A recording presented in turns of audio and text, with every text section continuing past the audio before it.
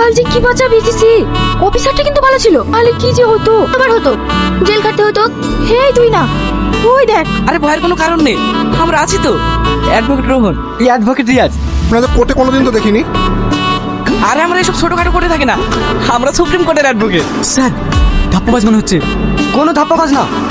আরে প্রধানমন্ত্রীর কেস কে লড়ে? আমরা লড়ি। এই কদিন আগে ট্রাম্প ফোন করেছিল। হ্যাঁ, ও তো আমেরিকার প্রেসিডেন্ট। হ্যাঁ এই কিছুদিন আগে এফসিন ফাইলে কেসে জড়িয়েছিল না, ওই কেসটা আমাদেরকে লড়তে বলছিল, আমরা না করে দিয়েছি। শালা শুধু সবার সঙ্গে যুদ্ধ লাগে বেড়ায়। তাহলে আমাদের সঙ্গে চিটিংবাজি, তার মানে এরা নকল। দেখাচ্ছি মজা।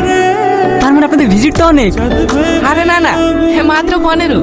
15,000? আমি তো 15 সময়তে যাচ্ছিলাম। এত কম? স্যার আমার বিশ্বাস হচ্ছে না। আরে আমাদেরকে বিশ্বাস করতে হবে না, আমরা কাজে বিশ্বাসী। আপনার কাজ হলেই তো হলো। রাজি, আমার কেসটা আপনারা লড়ে দেবেন, তাহলেই হবে। ঠিক আছে, আসি। স্যার আপনার পুরো টাকাটাই চলে গেল। চুপ করতে।